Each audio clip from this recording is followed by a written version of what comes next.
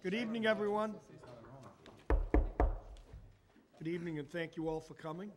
Quickly, as we always start every meeting, I'd like to remind everyone this meeting is being broadcast live. It is also being recorded for use at a later date. I'd ask you to please join me in a moment of silence.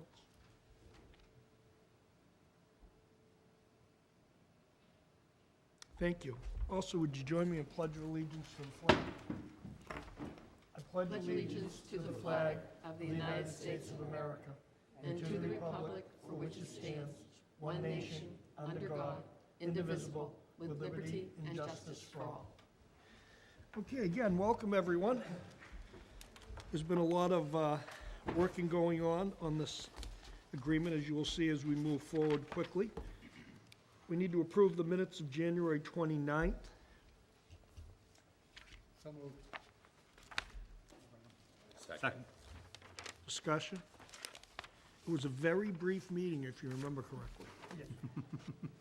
12 minutes to be exact. Any further discussion? All those in favor? Opposed? Abstaining? Unanimous, Michelle. Okay, PowerPoint presentation. We have three gentlemen with us this evening. We have Steve Hemming, back, and Steve, excuse me, and Steve.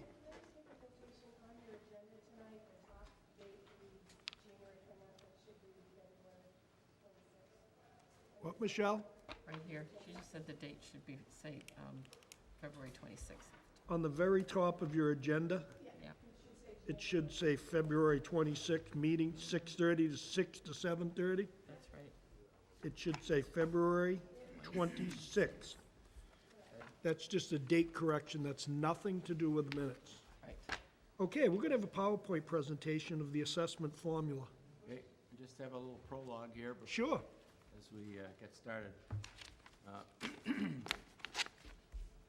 We sent this documentation that you all received to Chris Lynch, who is the person at the Department of Education who has to approve this before it goes to legal, and then it goes to the commissioner eventually, but she's the one who is on the ground that really works on it on a day-to-day basis. Chris actually retired about a year ago and works 2 days a week. Ruth has worked with her for 20 years, Christine for 10, and we've all worked with her for a long time. She's excellent. She really knows what she's doing. She has a lot of good advice. Unfortunately, I sent the documentation that you received last Wednesday night to Michelle, I think it was, and on late Thursday afternoon, we got Chris Lynch's suggestions of what things that might need some work. So Steve Donovan and I met Friday afternoon, worked on that. We have some suggestions. As you know, tonight we're going to go through sections 4, 5, and 6. There are a couple of things that we will mention along the way that Chris has suggested, but we thought the best way to start would be to go through this PowerPoint. Steve is a guru on finances, really knows his stuff, so he can, I'm sure, answer any of your questions. And this is kind of just setting the stage for us to talk about sections 4, 5, and 6. So, Steve? Steve, thank you. All right, thank you. This is the first meeting I've attended, because Mac and Steve are doing it. I'm the Assistant Executive Director for the Regional School Association, head up our consulting group. So I came tonight to go over with you with the assessment to understand it's the statutory assessment that's required by law and Department of Education to follow that. So if we go to the first one, wait a minute. Hold on, this thing. Before we get started, ladies and gentlemen, if you have any questions on the way through so we don't get ahead of ourselves, hello, raise your hand, let's go over it, including anyone who's in the gallery that might have a question, so we can continue on, but still come up with any answers that we may need for anyone. Thank you. Okay, you want to go to the next one? My clicker is hidden in behind there. To explain the statutory method, the state determines minimum required to educate students, does not include transportation, debt, or capital. It's based on enrollment and number of economically disadvantaged students, and it's adjusted yearly based on enrollment inflation. So they establish a foundation budget which is the minimum that is to be required spent in each school district, okay, town or district. And just calculations on that. So we'll go to the next one, please. And what happens is there's a minimum required local contribution based on the property values and the town's income of its residents. And they get that usually about 2 years behind in doing that, but they calculate that, so it's based on the wealth. The idea is that a community that is wealthy can afford to pay more than a community that's not as wealthy. So again, no matter where a child lives, there's a minimum amount of money spent on them for their education. This goes back to why the Ed Reform Act of '93 was passed because of that. Now, Chapter 70, and prior to '93, and then even starting in 2007, the way it calculates, you calculate your foundation budget, and every district has their own foundation budget based on this is based now on students. Has nothing to do with the wealth factor at the moment, but the foundation budget based on the students. They have about 12 different categories that they calculate on to come up with it. And again, the foundation budget does not include transportation, regular special ed, and does not include capital or debt. Then they minus the required local contributions, which are calculated by the Department of Revenue and sends that over to the Department of Education. And then that equals the amount of Chapter 70 that you would receive. So we now can calculate how much Chapter 70 you get and why. And that is how the state then can say that they have met their requirement to make sure all children, no matter where they live, receive an appropriate amount of money. The issue I will tell you is that very few districts can survive on minimum local contributions on the foundation budget, and you're one of them, and you do spend above that. Next, please. Now, the net school spending, you've heard that before, that is the required local contribution, Chapter 70, added together, and that you must spend every year. That's a requirement. You do spend above that, but that's the amount of requirement. The state says, if we're going to give you Chapter 70, and you got your required local contribution, you need to spend it on education. Okay, next. Now, the statutory assessment is assessed, and it's been court cases and laws now, regulations. So what they take, you take your foundation budget. Remember, it does not include transportation, debt, or capital. You minus your Chapter 70. You minus minimum local contribution, and you can minus other income that you might have to the district, meaning E&D or other types of income that come to the district. That, what they call, equals the amount above the local contribution. And then that amount, whatever it is then assessed to the member towns. But you have to define how you're going to assess that. You come out a number, and it's district-wide for the two towns, and in most cases, and I think it's based on your enrollment. If you have, what's the break? It's about 60-40. Okay, so whatever that amount is, 60 is going to be one district, 40 is going to be the other district. That's how you do that. It has to be defined in your agreement. We have to define all that in your agreement. Next slide, please. The school committee determines the budget based on the needs of the district, and the budget must be at least hitting the net school spending, and you're above that as it is. And that, as I'm saying to you, you're not unusual. Most districts are above it. Very few of the 280 districts are at the net school spending. It's a minimum. It's a foundation minimum that has to be spent. Next. The summary of the assessments that take place is, so you have the minimum required local contribution for each town. You then have the amount over the net school spending, over the foundation budget. Then you have transportation, capital and debt, and you have the assessment of the towns. Now, on your transportation, you have to designate how will that be assessed. That's both special education and regular education. And you take that, what happens on that assessment, you take those two numbers together minus the Chapter 71, the reimbursement that you get from the state. And then that amount that you're over, which you will be, you have to assess that to the towns, and that's assessed, I believe, on a per pupil basis. Then you take capital and debt. Capital meaning any project. Sometimes you have projects, districts have projects that might be, they have to buy a big dump truck that costs $100,000, whatever. They can say, we want to pay that over a 2-year, 3-year period. That can be in a capital assessment. And then debt, I think, is pretty much, you have debt still on this building, the debt. And again, in your agreement, you have to designate how is that being assessed to the towns. There's no requirement by the state, except you have to designate in your agreement how do you assess that. And then when you add those all together, that'd be the total assessment to the towns. One of the things working with the department, and we agree, is that you have to really define these things In a number of cases, we recommend, especially when you're calculating that you have spreadsheets that show that, open spreadsheet that shows where you plug the numbers in. I dare say the next 40 years, none of us will be sitting at this table in charge here or even around. And so you want to make sure the people that come after you know exactly what to do, and there's no question trying to figure it out. Oh, speak for myself. I won't be here in 40 years, I guarantee you that one. Well, you never know. But the issue is that you need to make sure to define it, and I've been in different districts, and they say, oh, this is how we've always done it, or this is what was been done, but it's not written down. So it needs to be, that's clearly all of this in the agreement, so that when the towns vote, they know exactly what they're gonna be voting. Any questions this far?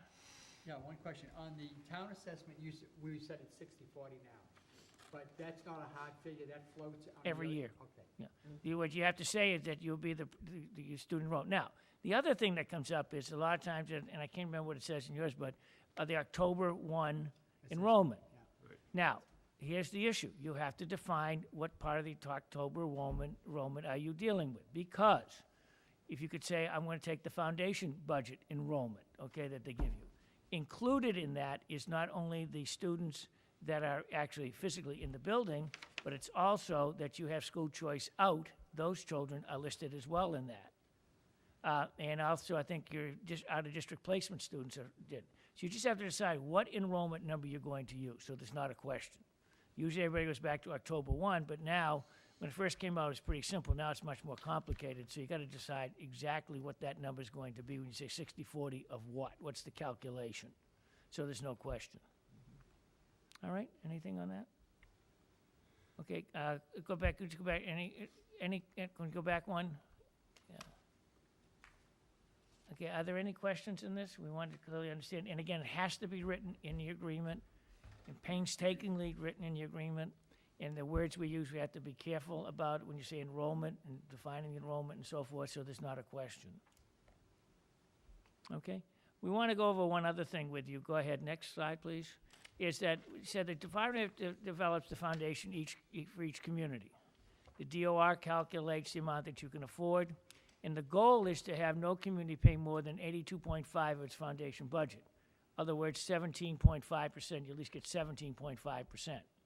So depending on, you're not at that point, but some districts east of, in the 128 area, can afford to pay without any money, but at least they're guaranteed to get 17.5% of Chapter 78.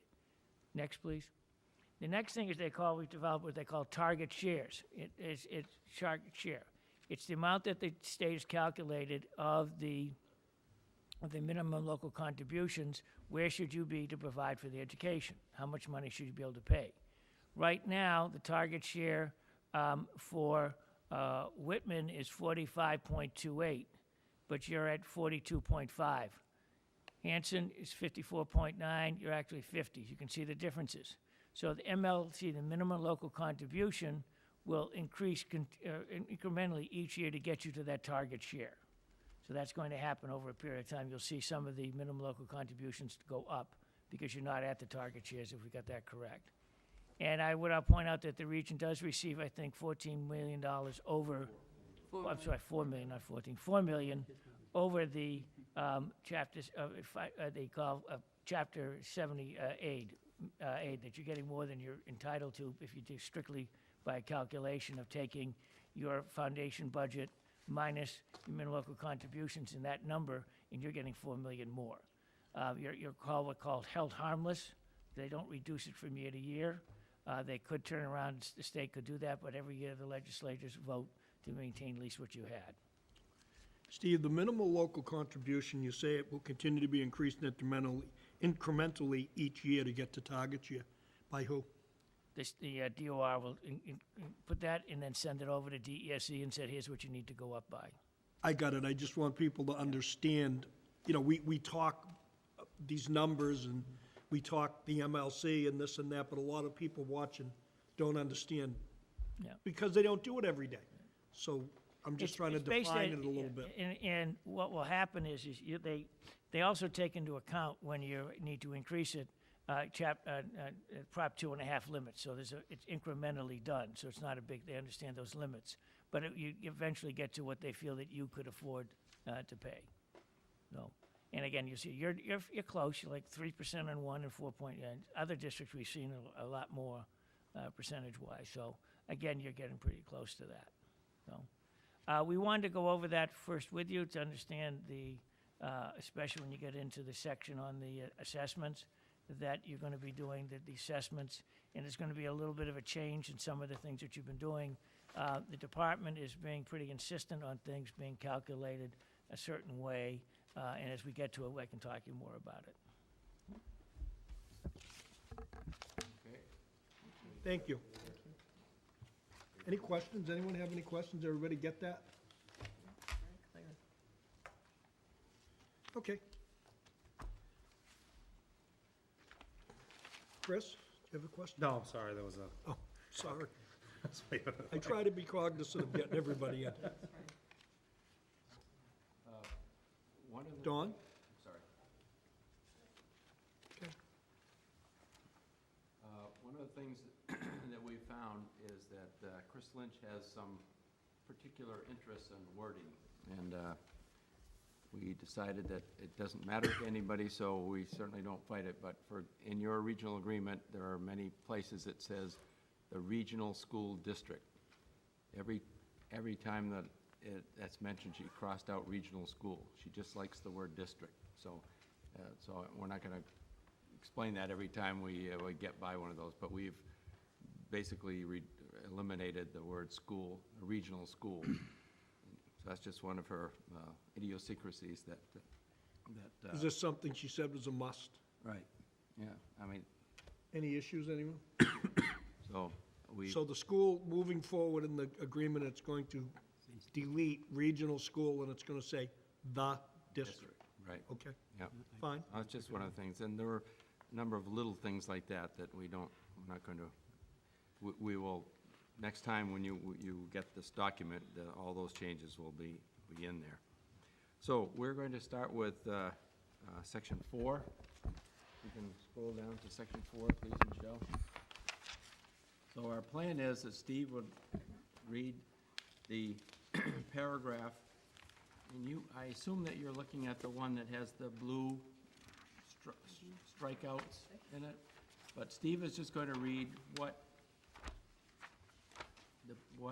we believe should be there or will be there based on your interests. He'll read a paragraph at a time, and if there's anybody has a question about that, we'll stop and discuss it and make any changes. Michelle said she could make the change right on the fly, if that's the will of the group, and we'll go from there. So, start with section 4. Okay, thank you, Mac. And we may have some comments. I may ask Mac to weigh in on a couple of the sections as we move along. But we're going to start on section 4, the budget, and paragraph by paragraph. The committee shall annually determine the district's budget consistent with the timelines, terms, and requirements of MGL Chapter 71, Section 16B as amended, and other pertinent provisions of law and consistent with regulations. Where are you reading from? Section? So he's not going to read out anything that's crossed out. He's going to start with either the red or the black. Now, remember, red is new language and black is your current language. Yes. I mean, is he talking about blue? I think he means blue. And black. You this mean is blue? Black too. Not read blue. I'm Blue and black. either the black and white Black version that remains you as have, already. or, I get it. Blue Black, struck blue out, and red. Yep. Yep. red's in. okay? You start again? Okay, A, budget. The committee shall annually determine the district's budget consistent with the timelines, terms, and requirements of MGL Chapter 71, Section 16B as amended, and other pertinent provisions of law and consistent with regulations promulgated by the Department of Elementary and Secondary Education, hereinafter sometimes known as DESE. B, public hearing and budget approval. After conducting a public hearing consistent with MGL Chapter 71, Section 38N, as amended, the committee, by a minimum 2/3 vote of all its members, shall annually approve an operating budget for the next fiscal year to maintain and operate the district. After deducting the amount of aid the district is to receive, the balance shall be apportioned among the member towns in accordance with Section 5. The budget will be itemized in such detail as the committee may deem advisable. Such budget shall be adopted not later than 45 days prior to the earliest date on which the business session of the annual town meeting of any member town is to be held, but in no event later than March 31st, provided that said budget need not be adopted earlier than February 1st. The amount so apportioned for each member town shall be certified by the district treasurer to the treasurers of the member towns within 30 days from the date on which the annual operating budget is adopted by the committee. The annual budget is, as adopted by a 2/3 vote of the committee, shall require the approval of the local appropriating authorities of 2/3 the member towns. That means both towns. Right. That's the law. That's 2/3. If the committee votes to increase the, Wait. oops, sorry. I just, in the, under B, the third line down, it says vote of all its members. Does that mean what it says? Yes. So all members would have to be All present. members have to be present in order to vote on this budget. Correct. And if they're not present, what happens? No, it doesn't mean that. What does it mean? I don't, all members Like present. saying, when they certifying the budget, Yeah, it takes 2/3 of the membership. So if you have, He's talking about the school committee, Steve. I am talking school. yeah, School committee, you have to have, how many members? Ten. is it? 10. 10. So you have to have 7 voting yes, correct? Yes. Right. So if you had Oh, that's right. 2/3, correct? Yeah, Right. Yes. So what happens is, if, and this becomes where there's a quorum issue. yeah, If you had 7 people at that meeting, you have a quorum, yeah. but if only 6 vote yes and 1 votes no, you don't have a budget, because it has to be 2/3, you have to Right. have 7. So if you have 10 there, Okay. 7 yes, if the 3 no, you still have a budget. That's a, But the and if you 2/3 have stays 7 on the and they membership. vote unanimously, you have a budget. Correct. right. Yes, that's, I misspoke. So they don't all have to be present, but you just need the 7 votes. affirmative votes regardless of Right. how many are present. That's right. Yep. If you only have 5, you're gonna have a problem getting Exactly. Right. When our superintendent, I used to call every school board member, we said, you better show up. Make sure we got it. Yep, Okay. okay, thank you. If the committee votes to increase the district budget after the assessments have been appropriated by the member towns, the committee shall notify the Board of Selectmen in each member town within 7 days. No increase in the budget shall be effective until the expiration of 45 days after such notification, during which time the Board of Selectmen of any member town may call and hold a town meeting for the purpose of expressing disapproval of the increase in the district budget. And if at such meeting a majority of the voters present and voting thereon express disapproval of the budget increase, such increase in the budget shall not be effective, and the committee may prepare another proposal for a budget increase.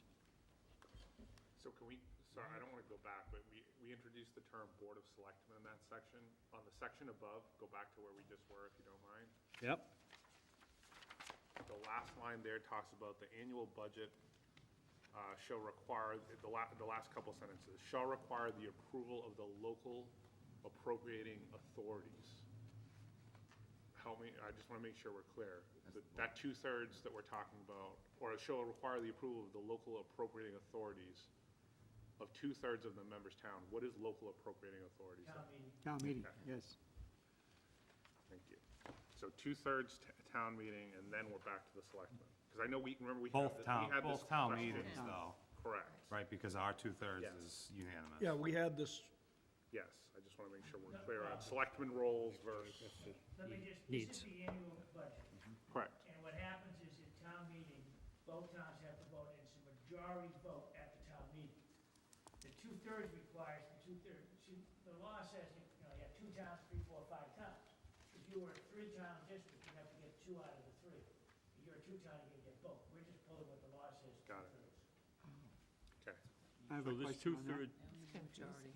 Another question, say the, all right, are we gonna get into if one town approves it and the other town doesn't? If you don't, you have a failed budget, and as the law requires, there's a statement in the law that says what the next steps you have to do. Our next step was to have a huge super town meeting. super town meeting between both towns. The committee done,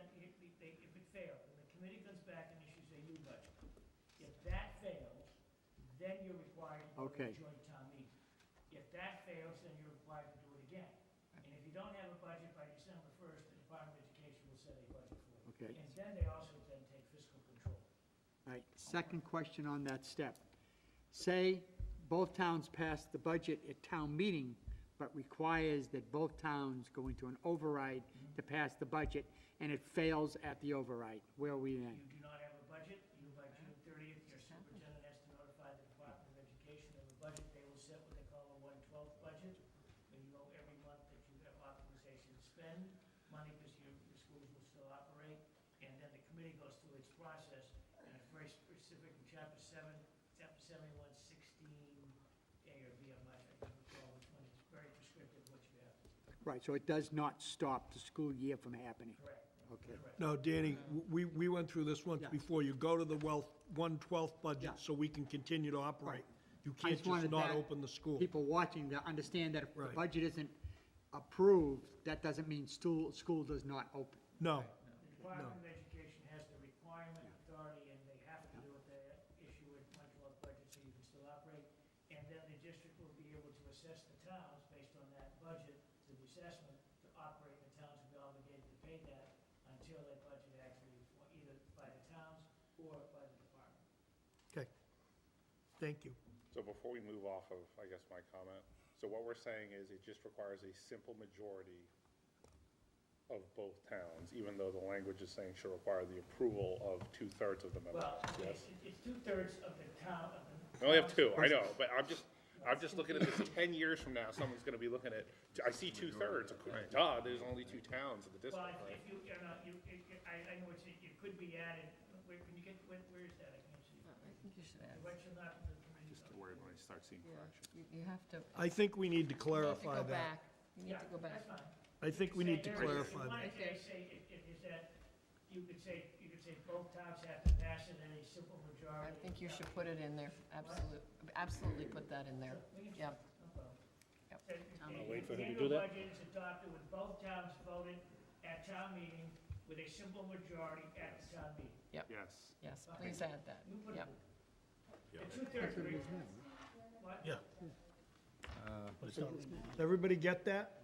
I'll repeat it, the annual budget, Wait, we have to tell her where to, right there, it's gonna go right there. right where. The annual budget. Okay. Here we go. The annual budget has to be adopted by both towns. Yeah, must be adopted by, no, That's all right. It's there, isn't it? No, it must be. must be, be. you're correct, must be adopted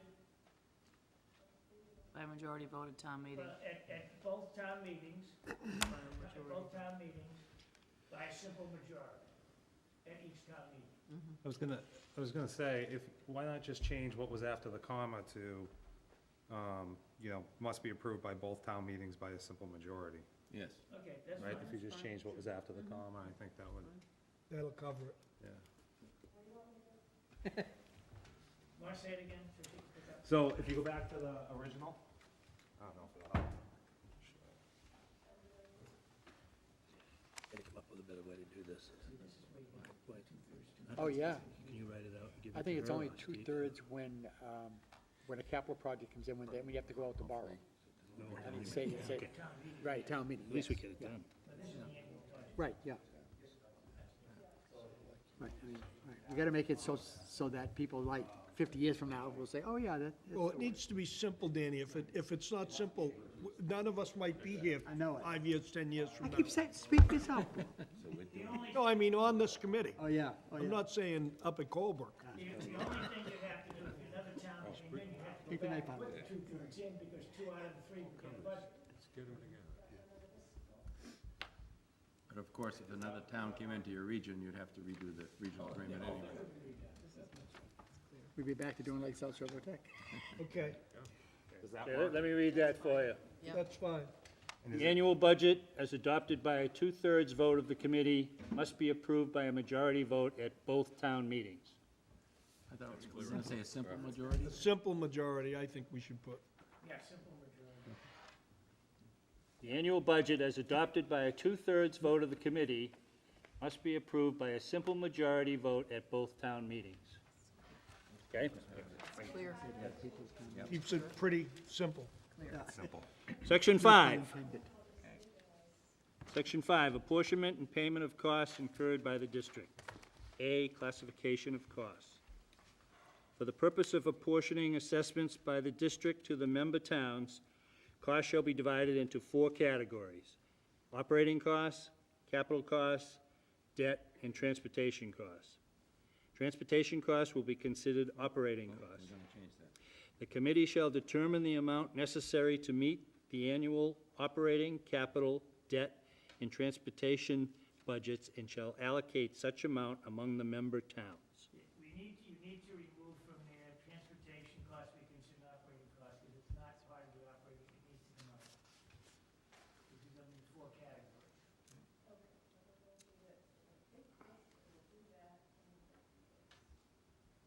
Capital debt, transportation. Brilliant. Yes. Brilliant. Yep. And one last thing, also, Michelle, Chris Lynch, in her suggestion to us Friday, did not like the word budgets. When at the next to last line, it says annual operating, capital, debt, and transportation budgets, and shall be allocated such amount among the member towns. She asked to change the word budgets to needs. So the school committee is determining the needs of those 4 categories. Okay. I'm not sure exactly why that's significant. Because there's only one budget. She asked that to be changed. I think it shouldn't be I don't agree with We that. don't have more than one budget. is that okay with everybody? Yep. Yeah. Yeah, serves same purpose. Right. B, operating costs.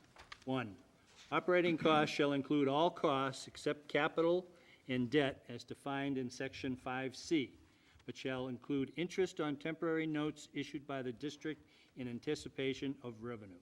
We need to go back, it's operating costs, should not include. Okay? So on number 1 should read, based on Chris Lynch's comments, operating costs shall include all costs except capital, comma, debt, and transportation costs, Oh, and transportation, okay. as defined in Section 5C, and we need to add and D, 5C and D, because D is the transportation. Interest on temporary notes.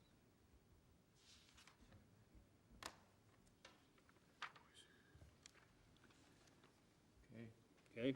is that, okay, again, we're just, that's what Christine does, but I just wanted to clarify that, She's being very specific, which I think is good. yes. 2, apportionment of operating costs. The operating cost to a member town will equal the minimum local contribution and any other operating costs above the minimum local contributions referred to in this section as above minimum contribution. All costs not considered part of operating costs shall be apportioned using the same formula as operating costs and will be included in a member town's assessment. So in other words, it's based on enrollment. All of your assessments are based on enrollment. The aggregate above minimum contribution is arrived at by subtracting from the operating budget the following: Chapter 70 aid, Chapter 71 transportation aid, the minimum required combined local contributions of all member towns, and other general revenue sources to the district. This formula is illustrated below. Operating budget, which excludes capital and debt. Okay, can I just stop you there? Sure. So it excludes capital, debt, and transportation. Yeah.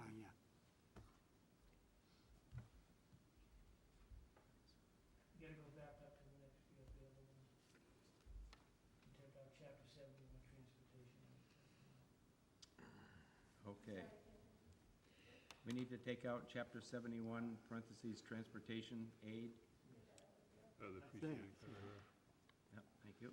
The aggregate, I'll read that again for you. The aggregate above minimum contribution is arrived at by subtracting from the operating budget the following: Chapter 78, the minimum required combined local contributions of all member towns and other general revenue sources to the district. This, Right there. right there, stay right there. Yep, that's it. So stay in. Check out chapter 71A, that's gonna come out. Yes. In the formula? That's gonna come out. It's that.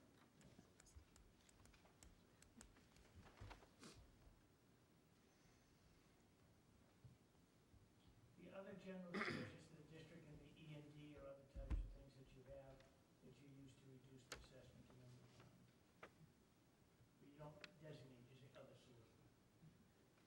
Okay, that section again, the operating budget, which excludes capital, debt, and transportation, minus chapter 78, as calculated by DESE, minus the minimum required combined local contributions of all member towns, as calculated by DESE, minus other general revenue sources to the district, equals the total above minimum contribution for all member towns. I have a question. What is chapter 71 transportation aid? What is that exactly? That's Huh?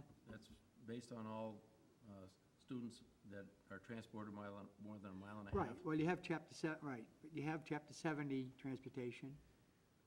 Oh, no, as calculated. That's- Okay, oh, I see what you're saying. When we get to transportation. Okay, all right. To determine each member town's proportionate share of the aggregate above minimum contribution, it shall be determined based on the ratio of pupil enrollment in all member towns in the district on October 1 of the preceding fiscal year for which the apportionment will be assessed. The total operating costs assessed to each member town will consist of the member town's minimum local contribution, the town's share of above minimum local contribution, and capital and debt costs which are not part of the operating costs to be determined based on the ratio of pupil enrollment in all member towns in the district on October 1 of the preceding fiscal year for which the apportionment will be assessed. Should that include transportation? Yeah, you gotta put transportation in there.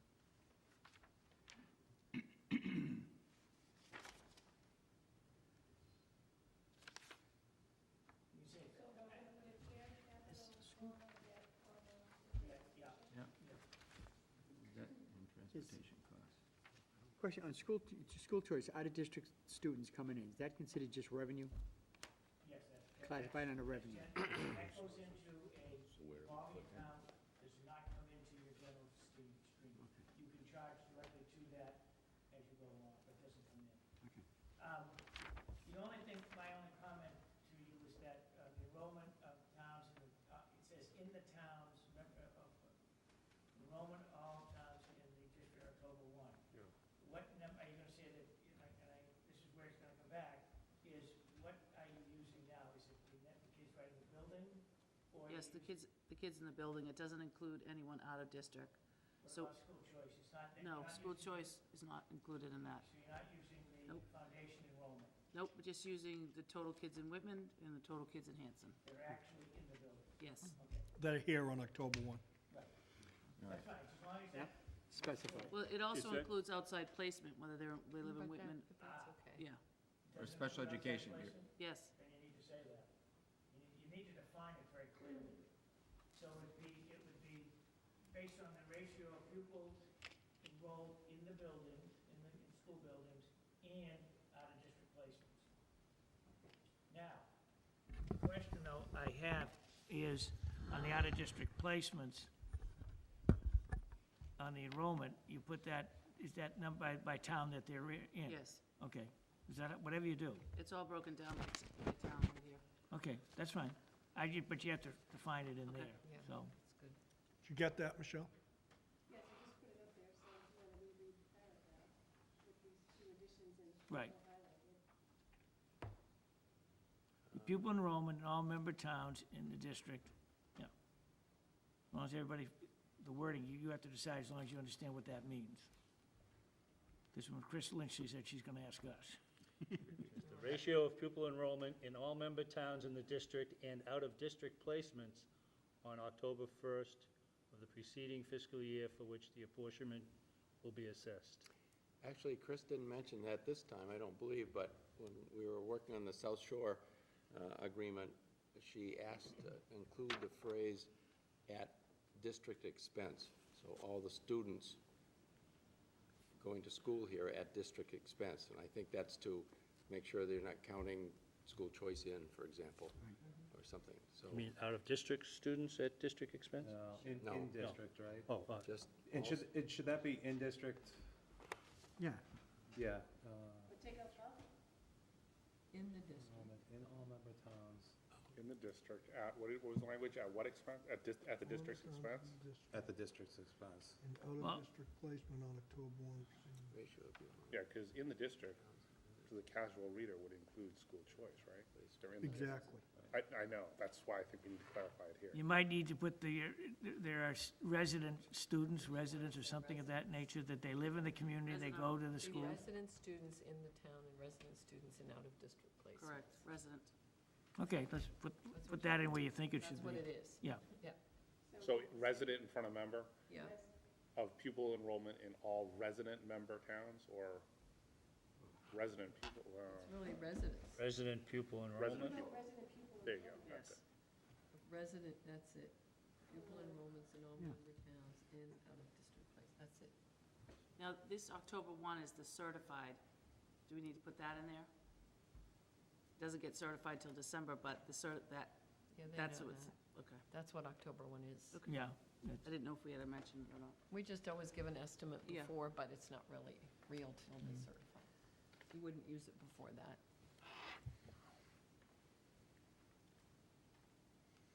Okay, are we Clear.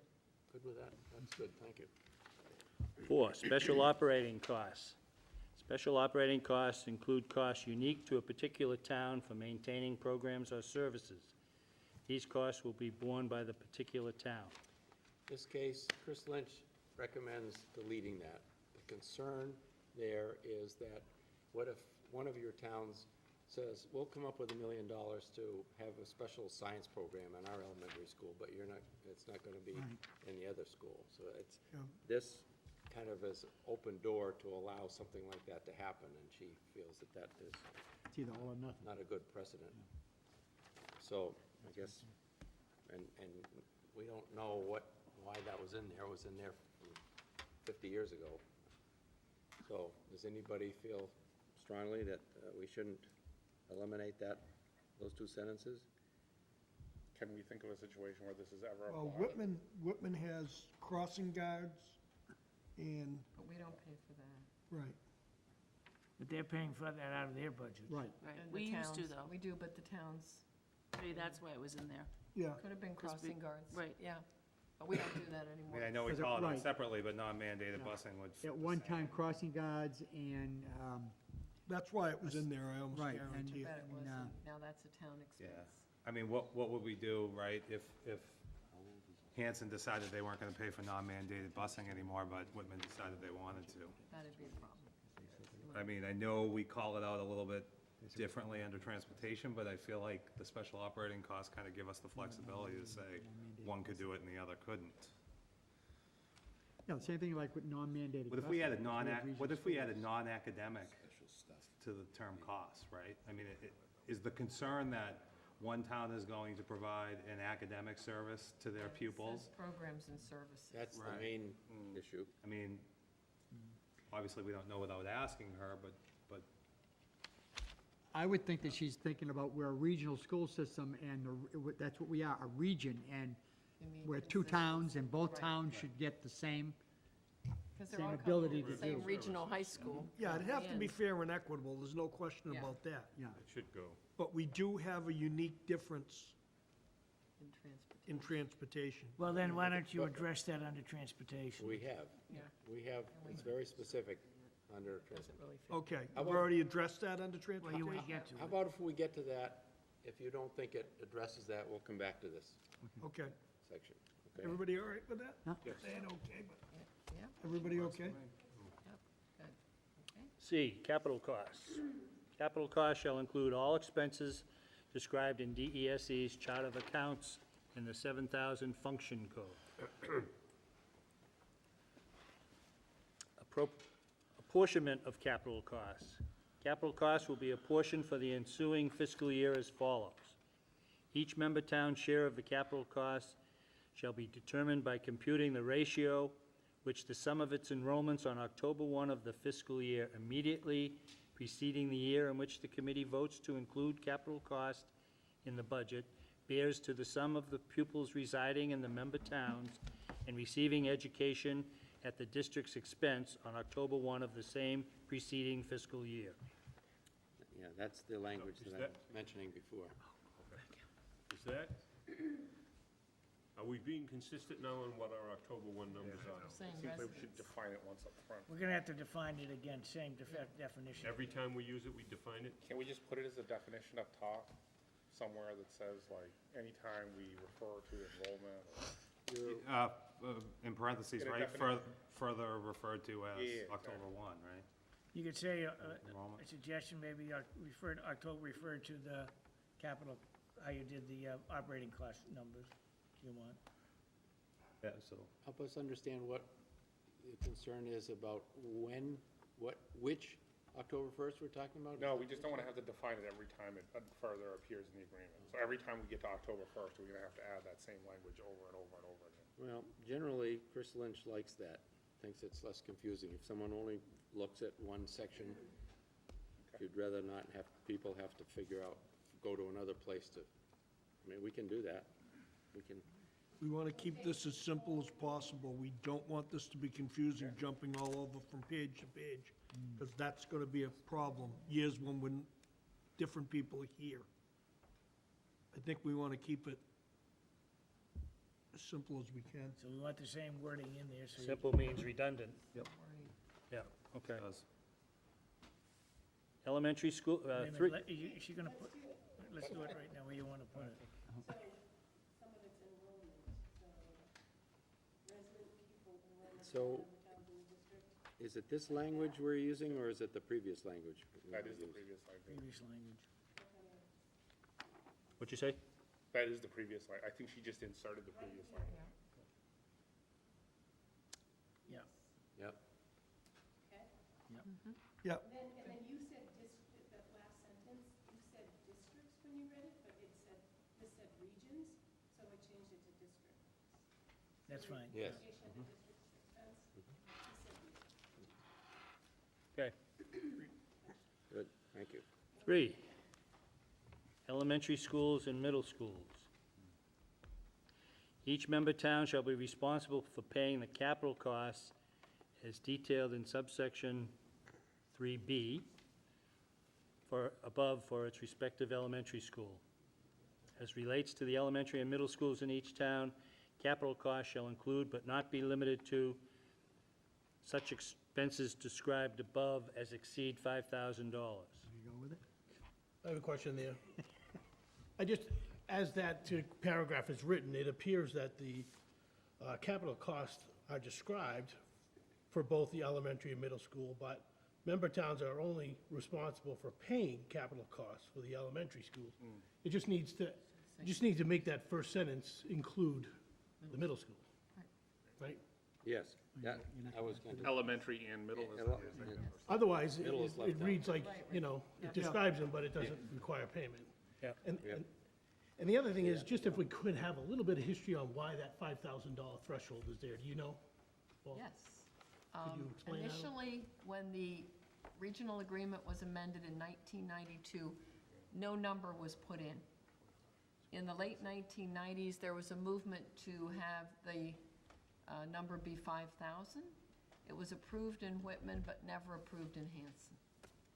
So that's where it came from, Okay. okay? So, just to expand on it a little more too, so this agreement is quite a number of years old, and in my estimation, and I certainly would like to hear more information about it, but capital expenses as defined in the town of Whitman are any expenses that exceed $10,000. So, in my estimation, this should be amended to reflect that definition as it Here's is. the concern. If you make it too high, Whitman people are paying for Hanson things, and Hanson people are paying for Whitman things. By keeping it at 5,000, I believe you're keeping that to a minimum. The concern with that at 10,000 is that you're in Whitman, you may be paying for something in the Hanson schools you're not comfortable paying for, and vice versa. Okay. So my sense of it as a superintendent is the 5,000 has worked really well, and there are times where the district has paid for things and not gone to the towns. But mostly you should pay for what you're gonna use, and I think this keeps it pretty clean. Very good. Thank What you. it does, Rick, is it was made to, initially, because I went back and spoke to some of the people that were around at the time that thought about it, and what Ruth is saying is 100% true. There's no overlap of, well, we got more, we paid more, we shouldn't have paid less. If you keep it at the minimal, the towns pay for their own, and that way there's no question as to what it is. Because it hasn't come up tons of times, but it has come up. Yeah, and at the 5,000, we really have had very little, I mean, that was never really voted. People just assumed that's what it was. But ultimately, there should have been no number, because nothing was ever officially approved. But that seems to have worked well with the types of things that need to be done around here. And I think as long as we keep good conversation going, I think it'll work okay. I think that's most important. Yep, Yeah. thank you. And the fear of no number is it just becomes an administrative nightmare. Exactly, yeah. Okay. An article will be presented to the Selectmen's Office of the town for which capital improvements are requested according to Section 6.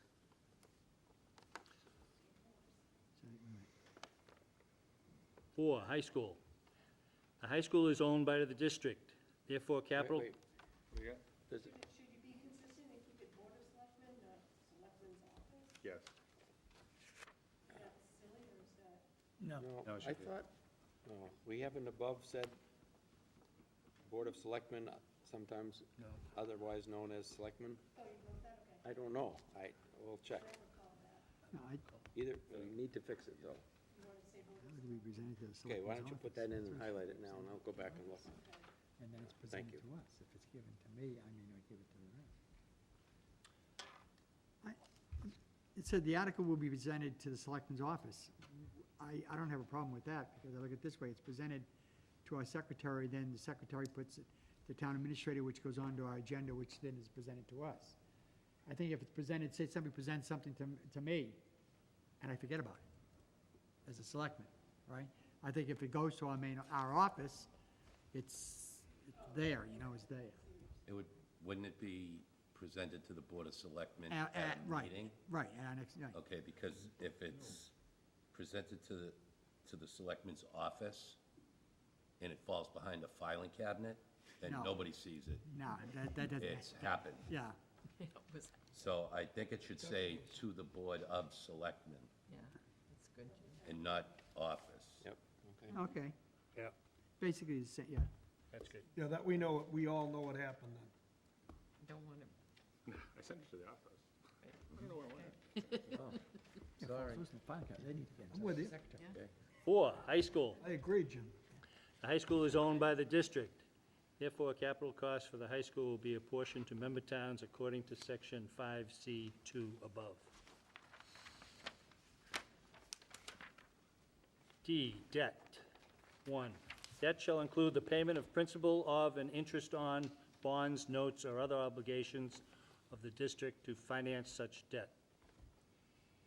2, each member town's share of the debt incurred, including the payment of principal of and interest on bonds, notes, and other obligations of the district to finance such debt, shall be determined by computing the ratio which the sum of its pupil enrollments in the district on October 1st of the fiscal year immediately preceding the year in which the member towns vote to authorize the incurring of the debt bears to the sum of the pupil enrollments of the member towns in the district on October 1 of the same preceding fiscal year, and the ratio shall not be changed during the period in which such bonds, notes, or other obligations are outstanding.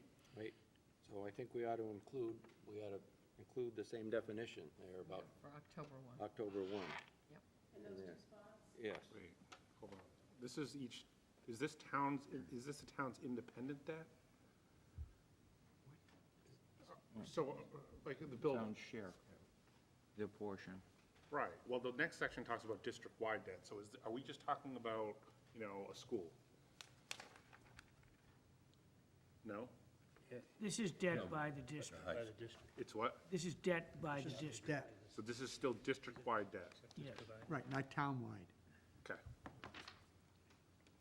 I mean, it could be something as simple as Christine has to borrow money, which we haven't had to do in years, I'm just, yeah, well, to I'm just pay making. forward, Right, I mean, and we incur some debt but district-wide. incurring the debt for a new school would sit with, there is no, it sits with This the is member. on, yeah, but this is all under high school. All right, perfect, thank you, thank you. Number We're 4. still under high school. Number 4, subsection, Thank you, Chris, that's what I wanted to know. Yourself a note to see if that should be. that should actually be, right, should we re-letter Well, no, those to 'cause A, B? you have a paragraph here that No, it's not under high references school. pre-K through 12. It's not under high school, that's my problem. It- This is just debt, capital cost is C, debt is D. High school's for, So this is debt, this is not capital debt, this is any type of debt? I mean, if we, for It's long-term debt. You're looking See, at that's, long-term debt. Well, you go number 4, Chris, high that's school. confusing. Yeah, I know, it is, it's confusing. High school's on the previous page at number 4, and then we hit debt No, with but letter D. It's a whole different letter, because C is a whole different category. C is capital C is capital costs. costs, so this is, now in a C whole is new- capital cost you're right in a down to the whole high new school. Okay, and then capital cost of the high school, so debt is debt for That is the debt. district. It's Right. not, the district. D is for debt. It's true. D is, Oh. Okay, Bob, but then we go from C is for letter C to C, number 3, Oh, that's fun. number 4, is under- letter it's- D. No, it's C4. Got it. yeah, it's definitely C4. C4. Because see all the crossouts, Jim? well, you got C, C1, C2, C3, C4. Four. Red is new. Yeah, red is new, so see how it goes 1, 2, 3, 4? Yep. Okay. And then it There's goes a to lot of D. Got it? And then Okay. it goes to Okay. D on Yeah. the new Okay, page. good. Goes to D on the new page. I'm good. You You're got good. it. He's got it. Why isn't transportation T? It's confusing. You're from Whitman, right? Okay, the second part of debt, To the right. Throw the curve at you. Yeah. We need to indent this further to the right. It's all good. apportionment of district-wide debt shall be determined by computing the ratio member town's pupil enrollment to the total pupil enrollment of all grades from pre-K through 12 of pupils residing in the member towns and receiving education at the region's expense. You know, if one of your high school English teachers allowed their kids to write sentences this long, they would probably fail them. well, Hopefully no. shouldn't that reference October 1st? Yes. Yep, the same language. Pre-K is part of the Yes. district, but it's not mandated. They don't have to send it kids. Why would that be? Add that same phrase in that paragraph, yes. Bring it up. I don't know. What do you think? Speaking as one of those high school English teachers, should we be a little bit more consistent in terms of district and region? Should just be district. It should be Should district. only be All district. gonna be district. We'll go through and change the district. Region's expense, shouldn't that be district? That was, that's, yep. All regions should become district, yeah. Can I ask a question? Where it says all grades from pre-K through 12, pre-K right now is not mandated, right? Yes, it is, Oh, it, for and special education. what, It's for special education. Preschool is a special education oh, program. okay. No, I was thinking pre-K is, you know, before kindergarten. Now, ours is, what it is it's an early intervention program. So students who are part of early intervention go tuition-free, and students who are typical students pay tuition. Should it be classified then as special education pre-K? No. No. The law requires you to have regular education students participate with the special education Right, students. there still are students, yeah. E, transportation. The district will provide mandated pupil transportation, students who live more than 1.5 miles from the school which they attend. This cost will be considered an operating cost. Okay, we have some changes based on the mandated and non-mandated, so we don't worry about what the definition of that is. So, we would like it to read, the district will provide pupil transportation for students who live more than 1.5 miles from the school which they attend. period. So you won't take mandated out of there? Yes. Shall we put district school? Seeing as we're getting, Does The that, district- The district will provide pupil transportation for students who live more than 1.5 miles from the school which they attend. if the state decides to change the law, does that lock us into having to change the regional agreement then? No, because the law will supersede your agreement. So I would. But do we have to put something in here that says as pursuant to Sure, whatever the code is? That wouldn't be a right? bad idea, as pursuant to any Yes. laws or regulations by the Commonwealth. Yeah. That'd be fine. And then the sentence, I believe it's in your, what you're looking at, it says, "This cost will be considered an operating cost." Obviously, we're deleting that. Right. And then, why don't I just read, As pursuant to laws or regulations by the Commonwealth? Yeah, that's Yeah. fine, yeah. right. So then the, No, she's got it. Okay. then the next paragraph, She's gonna delete the operating cost line. Yep. Yeah, What about that word district? That comes out too. It's that floating Right. district. the transportation, yeah, the floating district. Yep.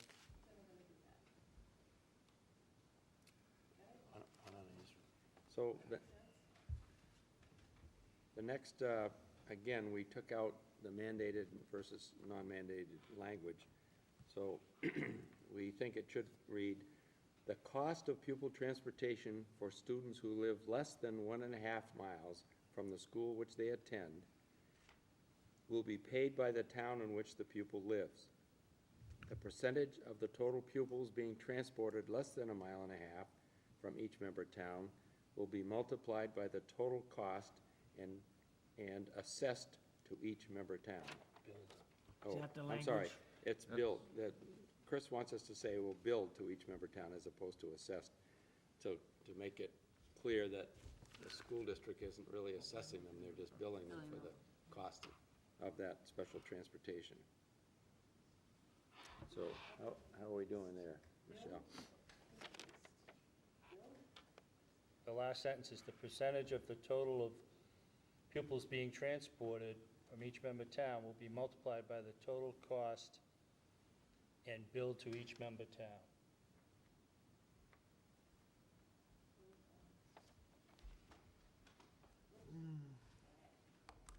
Now, you gotta put something in there, the calculation is that you take the transportation, regular and special ed, minus the chapter 71. Did we do that in the assessment? That's not been calculated yet, am I correct?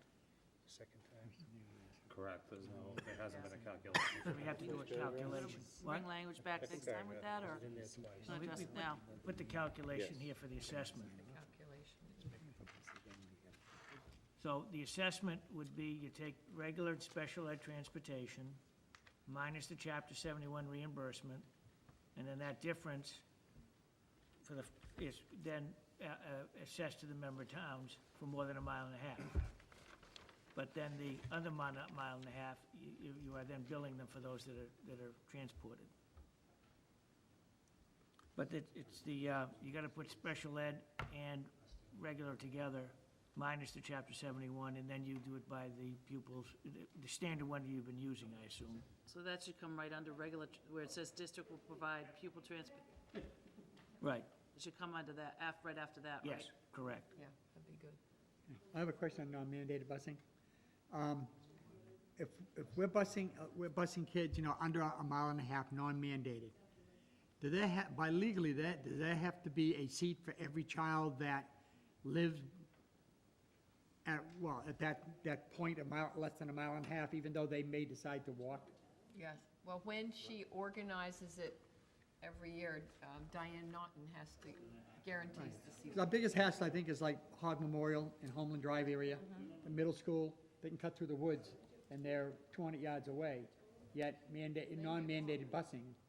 But Is- those are mandated busing. Huh? If, They're walkers from No, Oh. they'll- Are they less than 1.5 miles?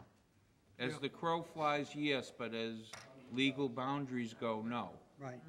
So. Kinda tough. It's that- Those are, no, that's mandated. Yeah. Annie, there is no road. Because they're on the other side, there's no road. Yeah, there's Right. no road.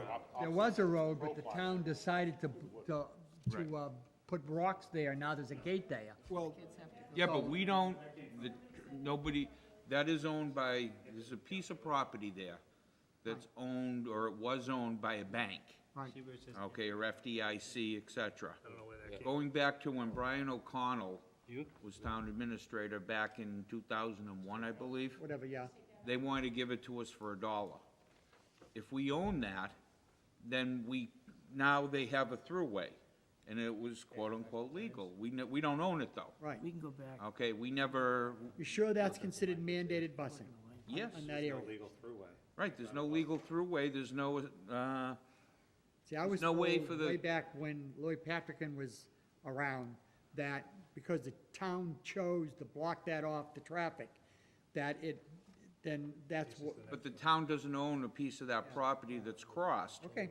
So legally, you can't tell a kid to cross a piece of property that we don't own.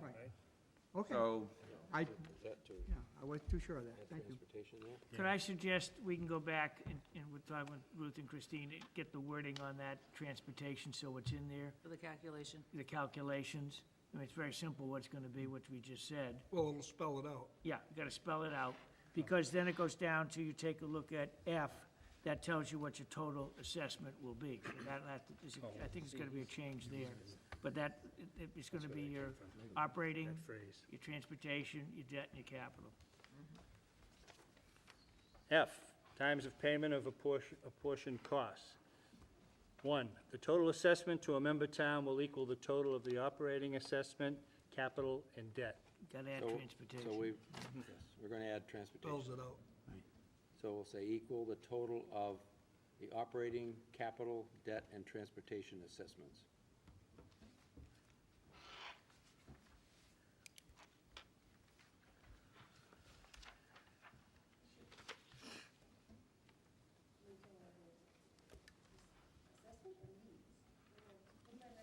It's assessment. Assessments, Assessment. plural. Yeah. 2, Yep. no. What? You said plural, she thought you said total. Oh, Take out total. yeah, no total, just assessments, plural. Yep. Don't say plural. 2, each member town shall pay to the district in each year its proportionate share, certified as provided in subsection 5B, C, D, and E of the operating, capital, and debt costs. And transportation, we have to add in there. can we go back to F1 for a second? Yep. Should you take out operating assessment and just say operating capital, debt, and transportation assessments? Wouldn't that be Reads better. a better way to say That was it? the way it was read, so yeah, I think we want to. We did, I think. No, up there, you need operating, it shouldn't be operating No. assessment, Oh, it should just be yeah. operating, right? Just assessment. Just the word assessment. Yeah. Yep. Got it. Good. Thanks, Joe. I know we're throwing at you kind of fast. She's got it. Okay, let me do 2 again. Each member town shall pay to the district in each year its proportionate share, certified as provided in subsection 5B, C, D, and E of the operating, capital, debt, and transportation costs. The annual share of each member town shall be paid in equal installments not later than the first day of August, November, February, and April of each fiscal year. Do we need to add any language around the payment of non-mandated, or does that just become an agreement? Bill. It's a bill, It's an invoice. right? But although each town votes whether or not to appropriate the funds, is the school on the hook if the Board of Selectmen decides not to pay the bill? How can we not pay the bill? I don't know. I'm asking the question. So after the word share, if you want to say. Let's say it's voted down at annual town share. meeting for non-mandated busing. Well, then you wouldn't. Okay, then, Bill, that right. would be, that was brought up. There'd be no bill then. Then there'd be no mandated busing. We would can't, the town meeting canceled non-mandated busing. That was the one issue why non-mandated busing used to be assessed by the region. And then like a lot of times if we couldn't agree on a budget, they said, well, we need to cut the budget. One of the areas would be non-mandated busing. And they said it's up to the town whether they want it or not. That's why we took it out of yours and put it into our Article 2, so that the townspeople make that decision. But I think the question is, let's say the townspeople do vote for it, what if the selectmen say, well, we'll pay you next April? Can't do that. No, I think that's what the question was. I'm sorry, excuse me. August. Once we have this whole thing finalized, and I understand it has to go all the way to the top, but before it gets there, it has to go to the selectmen, before it goes to the town. Am I right? Before it goes to So if the selectmen approve this, they've approved to pay the bill. Well, that's what I'm asking. No, because you could have a different board of selectmen, Town meeting says we do. 5 Well, no, years but from still a now. binding It agreement. won't matter goes to because the selectmen. Board I of thought- Selectmen as I had understood it, it goes to town meeting. agreed to Right. this. Town meeting says we do. But does the town choose to, here's the question, right? So town meeting is appropriating the funds from the tax base. It's not agreeing with the school district that they're gonna pay that. I mean, that's the reason why they've appropriated the funds, right? But where's the contractual obligation of the town to pay the district back for non-mandated busing? But the I'm asking money- the question, is it Well, in the agreement or not? I don't want to confuse the issue, but I need to, you understand some things on transportation. The law says, okay, K through 6, you will, anybody over 2 miles from the school, you will transport, K through 6. 7 through 12, you don't have to, okay, that's the law. However, you now want to get reimbursed for regional transportation. So you now have to accept that law, that's the law, plus the 1.5 miles. So that if they are over 1.5 miles, you transport them, you get reimbursement 73%. If Supposed to be on 100, the but- elementary portion of it, you also have bought into the 2 mile as well, and you can make them walk up to 1 mile to the stop. So it gets a little sticky when you say you're not gonna transport them, because you've got kids, I'm sure, that live more than 2 miles from the elementary schools, and you've agreed to buy the 2 mile limit for the kids here for you to get reimbursement. So I'm not trying to confuse you, but it gets pretty sticky when you kind of do that. So you've accepted that law, but you now have created through high school. So anybody over 2 miles from the high school, you have to transport now. But your key is the 1.5 miles, and you're talking, how much money, Christine, do you get a year in regional transportation reimbursement, roughly? Well, 665 this year. Yeah, so that's why the 1.5 miles. Less than the 1.5, you can decide what you want to do, but if they live more than 2 miles, then you got an issue.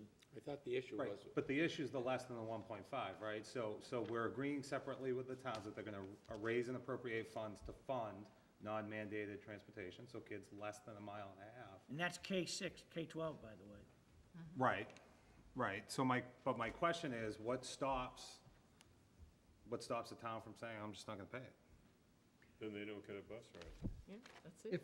But if you wind Correct, up... but they've already incurred, we've already incurred the cost, That's right? right. From a contractual Yeah, standpoint. Yeah, contractually, we already have the cost. Right. So if you don't pay it, we have to. So the reason why I'm questioning is because there's nowhere in here that it spells out that the town, within the agreement, we're now saying we're gonna bill you, where before we were assessing you.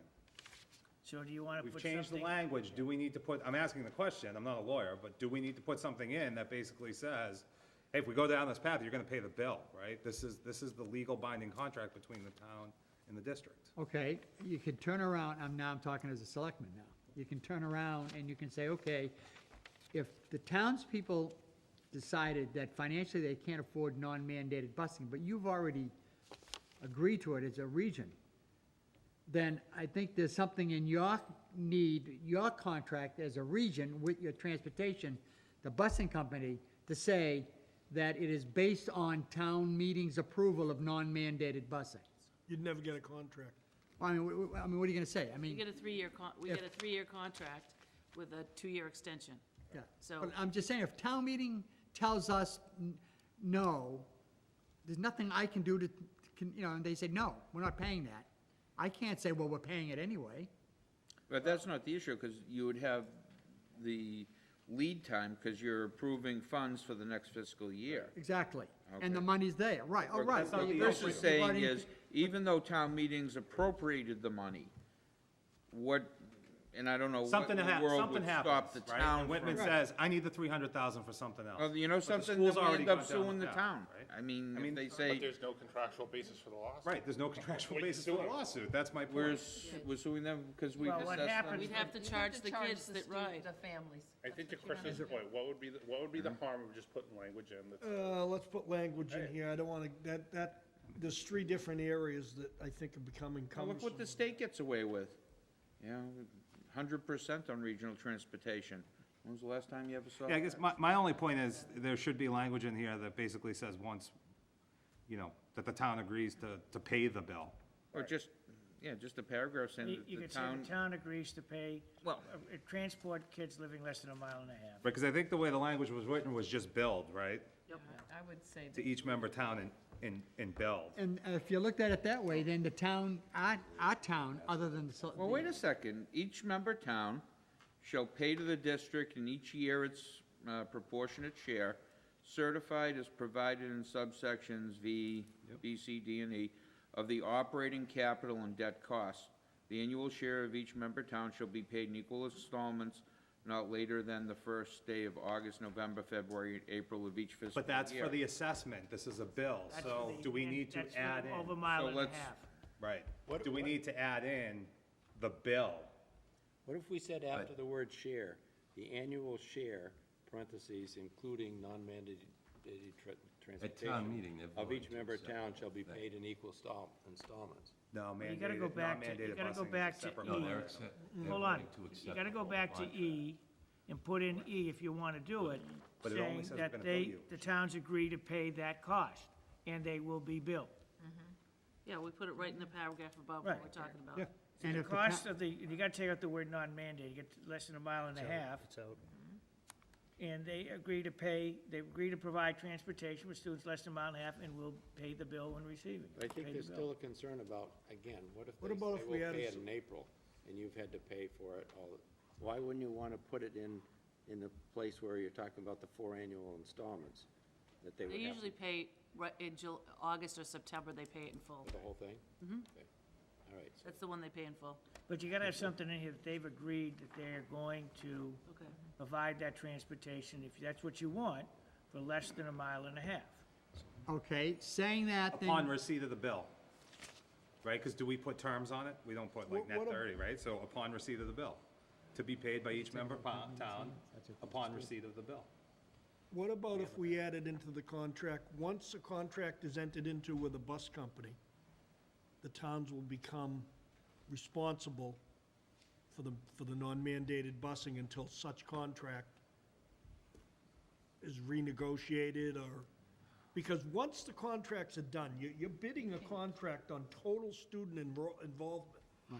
If you enter into a contract with a bus company and then one of the member towns decides to falter out, you're in breach of contract with the bus company.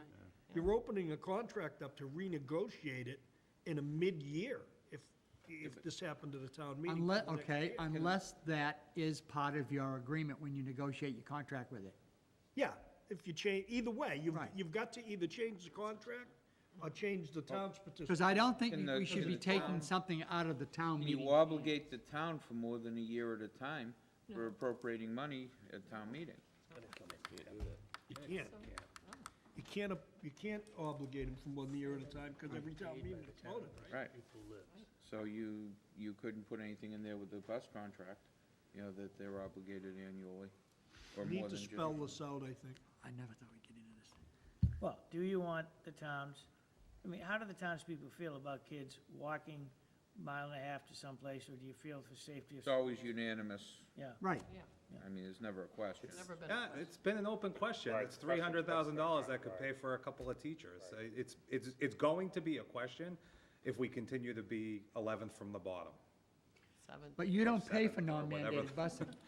No, we're about 15. The The language, town does, the Right, the language town does say, but it's $300,000 more the town would have to appropriate to the schools. 990 more if we weren't appropriating it to non-mandated. If they couldn't busing. afford it to non-mandated busing, they might want the 300,000 No. to do something to our library, or our police station, Dan, or our the, fire the station. question is, when we're talking about a budget that may require an override at some point, Right, someday, right. there will be the argument that we shouldn't be paying for non-mandated busing anymore, Absolutely, and and that I will money probably make should- that. Right, and that money should go towards, additional teachers, so. Or you can what I'm- charge, you can right. charge the students that live less than a mile and a half. Correct, you could to ride charge the bus. instead, and that was something that I was don't think we brought can up do that, can we? Yes, previously. you can. Definitely. Even For regional, non-mandated, we can yeah. do that? Non-mandated. For no, for under the mile and a half, yes. I went to school, I used to have to pay 25 cents a ride. There you go. We need a Yeah, I little paid more for than the that, bus dear. when I was in high school. The language, Yeah, but your mother doesn't drive the rest of the, no. That was bad, whoa. Did she charge you? All right, I mean, so that's- we've got to move on this, guys. We've got to come up with language. the language does Steve? say, will be paid by the town in which the pupil lives. Will be paid by the Right. town. All it needs to say. Is that, that isn't good enough? Yeah, if they agree with it, it says will be paid by the town, it's kind of a moot point. It's done. As the gentleman said, most people don't want to go down that road of putting kids in danger over transportation. I don't care how much money you save or whatever. In the 8 years when I was superintendent in a very tight district, it was never a question. So what's the pleasure of the group? Should we think about more language there? I can't hear you, Fred, I'm sorry. I think, I didn't say anything. Oh, that's why I couldn't hear you. I just think you gotta get the word non-mandated out of there, and I think out. you're okay. But it's out. It's out, yeah. What page you on? Okay. All right, well, Get this. Okay, That's the trouble. no change? nothing, no. What? Leave it, please. It's work. Yes, if we just added that, yeah, you'll have one more, you'll have another shot at it on the 19th of March. Section 6, incurring of debt. The committee of it may vote to incur debt consistent with the terms and conditions of MGL Chapter 71, Section 16 as amended. At the time of taking action to incur debt, and except for the incurring of temporary debt in anticipation of revenue, the committee, by 2/3 vote, will choose either the process that appears in MGL Chapter 71, Section 16D, or Section 16N as amended. Okay, we handed out something about that a couple of months ago, I guess, and the difference is there in Section D would say that you present the debt to the selectmen, they have 60 days, and if they don't, if they choose to say that it looks like a reasonable thing, and they choose not to have a town meeting, then it's approved. N says automatically it has to go to a town meeting to approve. So this gives the school committee the choice of the two options of how to handle debt. Not late? Section, and I need to just to clarify, Section N is a district-wide vote, not town meeting, and the expense is borne by the district on a district-wide vote. You have to pay to have the polls open, they vote, and then the total put together whether it passes or not. Where D is, they call it, something called town meeting, it's a town meeting vote. Well, it's town meeting and then perhaps, okay. So if it's town meeting, it's capital, let's say it's a debt exclusion, let's say it's building of a new school. Town meeting is by majority, not 2/3. And then you have the actual vote itself at the ballot. Well, at town meeting, I believe if in other words, you take, the district says that you want to borrow $20 million to build a new school, goes to the town meetings. I believe at the town meeting, it has to be a 2/3 vote. No, it's majority at town meeting. All right, We've been majority. down that road. Yeah, majority, it gets between whichever you do. But again, if it's a majority, that has to be at D, at the town meeting has to vote, well, first of all, it's. So town meeting votes, then it goes to an override.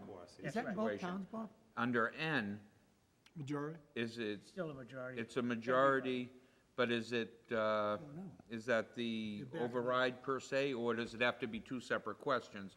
In other words, one to authorize, the incurring of the debt, and then the second to Well, fund the monies outside of the What levy? would have to happen is, okay, let's go back a bit.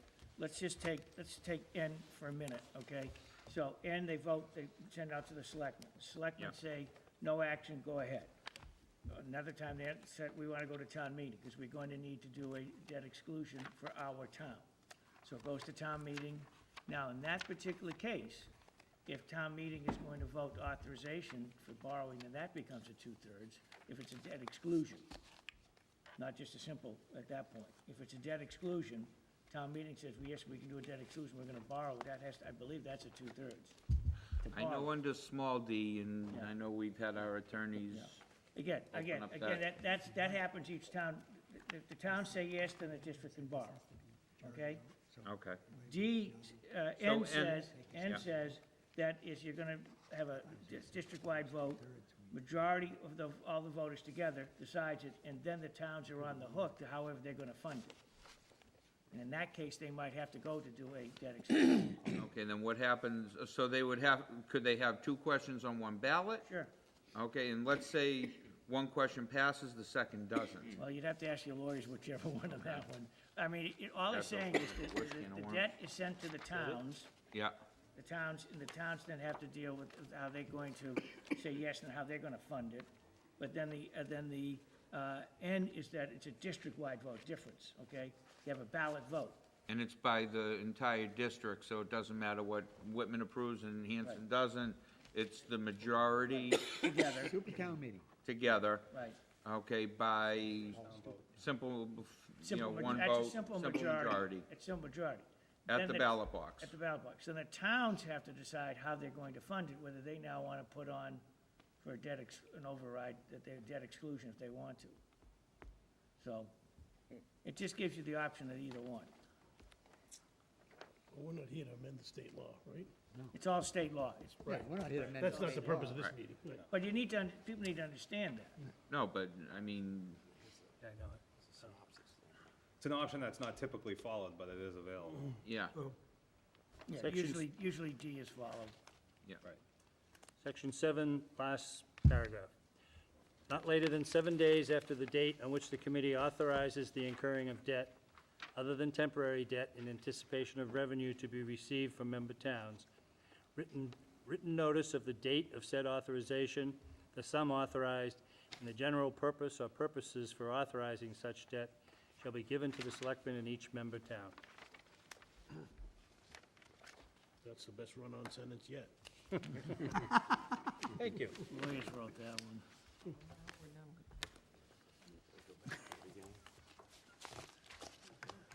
What section is that it? That was, so that's 4, 5, and 6. We thought we would just like to go back and highlight, I think, 2 or 3 things that Chris Lynch has pointed out in the other sections that you tentatively approved last time, that we will put in writing for you before the next meeting. Let's see.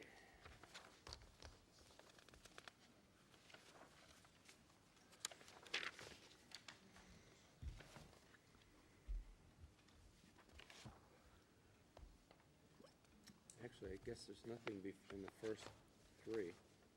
First one's withdrawal, dissolution. Yeah, right. So, What section we at? 9, 7 amendments.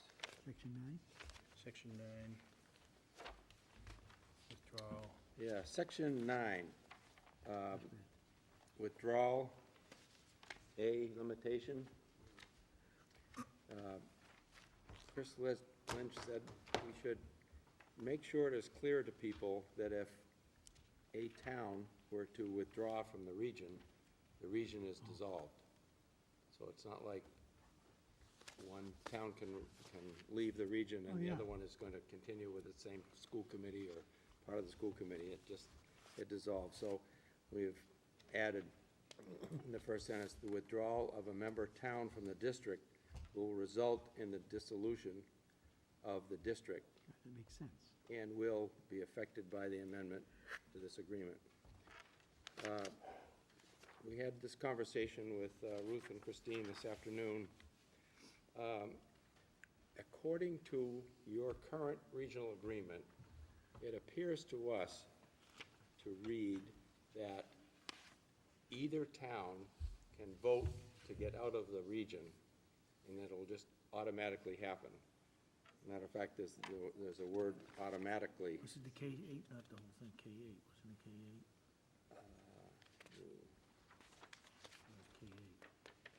Permit process. This is under withdrawal of elementary and grades pre-kindergarten through 8, yes.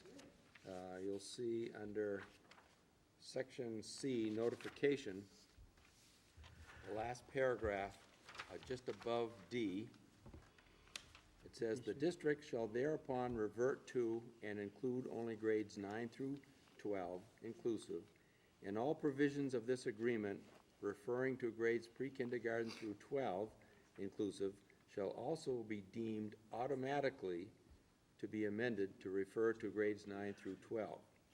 Chris Lynch said that that's a pretty unusual thing. So she believes that it shouldn't happen automatically, that if one town votes to get out, it should go through the regular withdrawal process that is spelled out earlier in your agreement.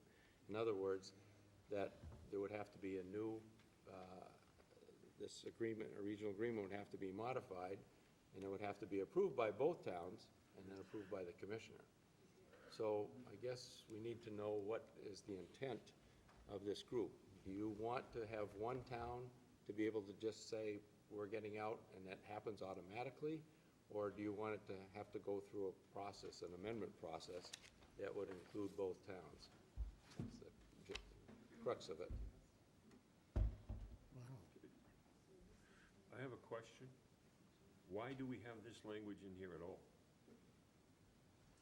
I mean, I would assume because the elementary and middle was a separate It was. amendment, Now right? it's not. So Right. why do we have the language still? Yeah, but didn't Pembroke go through this with Silver Lake?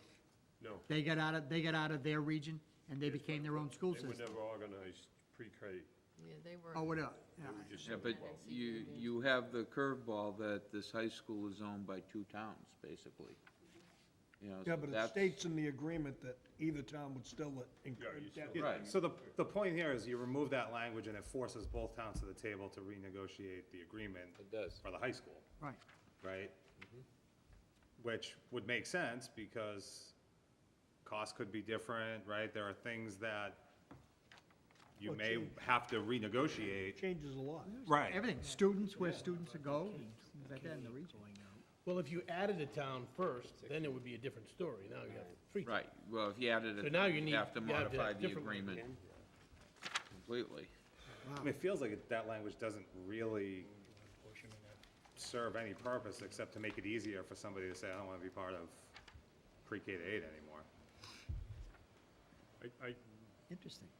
I'd take it out. recall, I think, kind of hazily, that was put in there sort of as a carrot, because people weren't confident that they wanted to stay in the region over the long haul. I think we're beyond that at this point. I don't see any need for this language. The whole paragraph, I think. I think we could kick that around a little bit.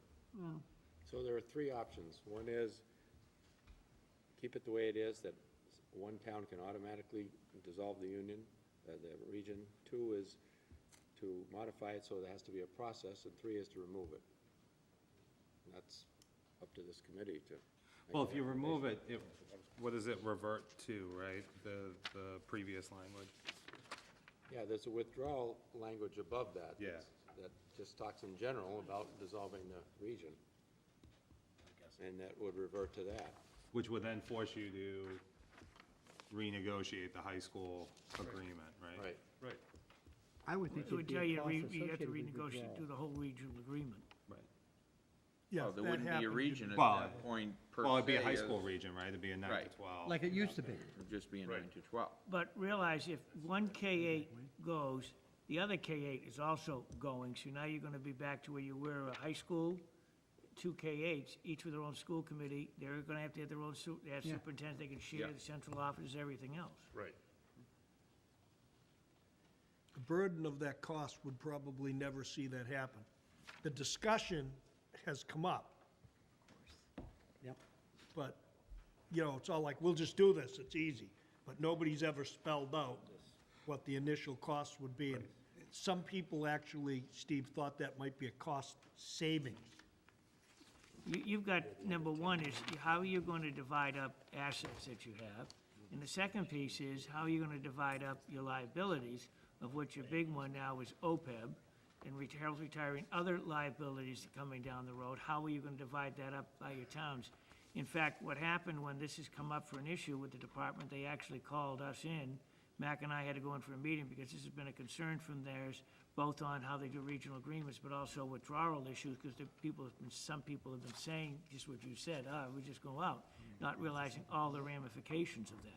It's an unbelievable ramification, trying to figure it out. Even we've been talking about it and saying, how do you divide up the OPEB? How much is your OPEB liability, roughly? Over 50. 50 million? So, now, so you say you divide into three, who gets what?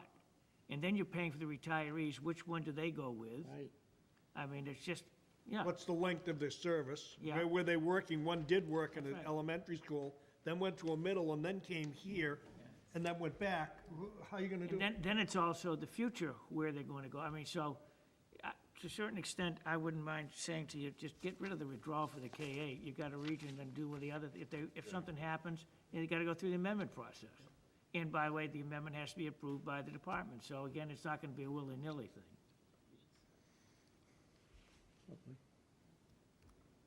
Makes sense. How do you feel about that, Ruth? About withdrawing that? How do you feel about that? I can't hear a word you're saying, I'm sorry. How do you feel about taking that section out that would, I think it would be so cost prohibitive to try to do what this says anyway. Yeah, I mean, but I don't live here. I think the people who live here are the ones who really have to decide that. But I think the gentleman over here just said, Yeah. think you buy that now, why would you even think about it? I mean, this was intended as a carrot to make it easy. Something like this should be difficult. You're exactly right. Something like this should be difficult. Very It's a difficult. divorce. It And divorces should are be not easy. difficult and costly. Right? But don't you need to leave that in case another town? Yeah. There is a piece for when another town comes in. Well, Rick, if you had to, say you were going to add a town, Children. you would totally have to rewrite the regional Oh, agreement. you'd have to write it in. you have You'd to- have Then you to could re- incorporate a withdrawal. Oh, you would if you brought another town in, you would have to rewrite the regional agreement in so many different ways, you'd have to almost just take it and go, it's out. Okay. and- You're and already, go to- you're already covered under section 8, admissions of towns anyway. Right, Admissions and withdrawal. right, a member town. Yeah. So that's covered, Rick. It's in, Okay. yeah. Okay. So is the consensus to delete the paragraph, or? So we're gonna take that section out? Sorry? We taking that section out? Do we want to take a vote on this one, Bob? I know we're going to vote on all of the language at the end as well, but This is maybe something,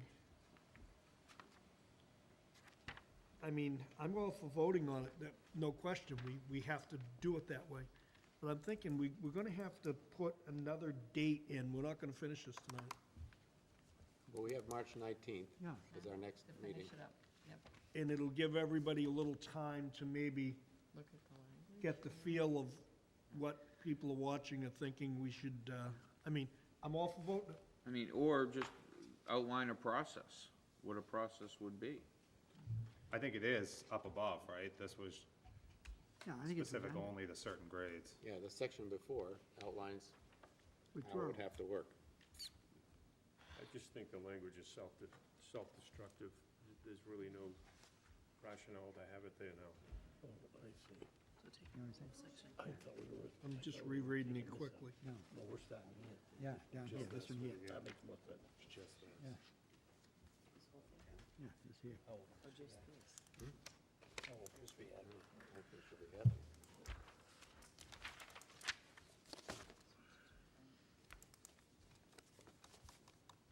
What do you wanna do? Yeah, it was Motion to table. carrot when they first put it that's all. I've seen this before. There's several regional agreements that we've worked on. I think someone mentioned it down there, that when they went from 9 to 12 to adding the elementary schools, that was the carrot they put in to make people feel comfortable as this thing started. And 20 years later, 40 years later, it's not the same issue. Right. I think that's, Can I make a motion that we delete that paragraph? I'll second. Discussion? It's delete section 10. Delete section 10. Yes. It's not the whole section, is it? No, not the whole section, just Oh, that paragraph. upon the effective date of, this one here, right? You deleting A? Is that your motion?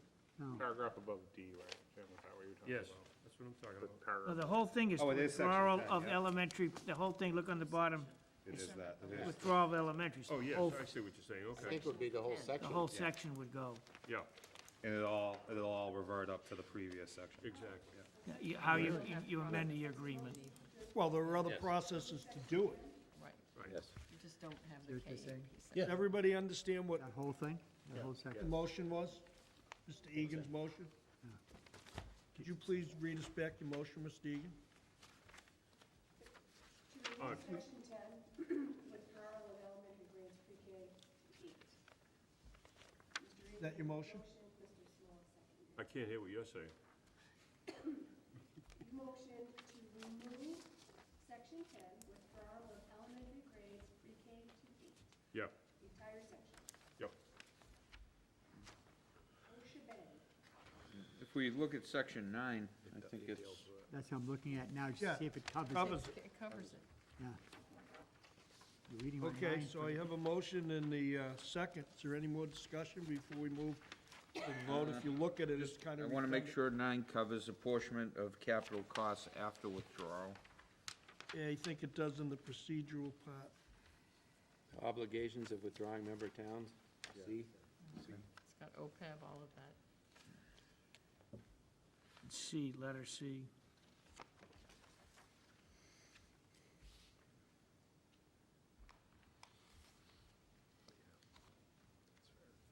Yeah, it's all in there. Fred, you see it? Yeah. And any anticipation of revenues, and it comes down to the indebtedness. It even talks about the temporary debt.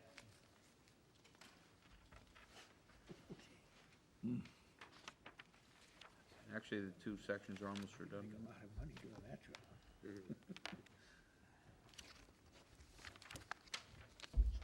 Anyone else? Any further discussion? All those in favor? Opposed? Abstaining? Unanimous, Michelle? Thank you.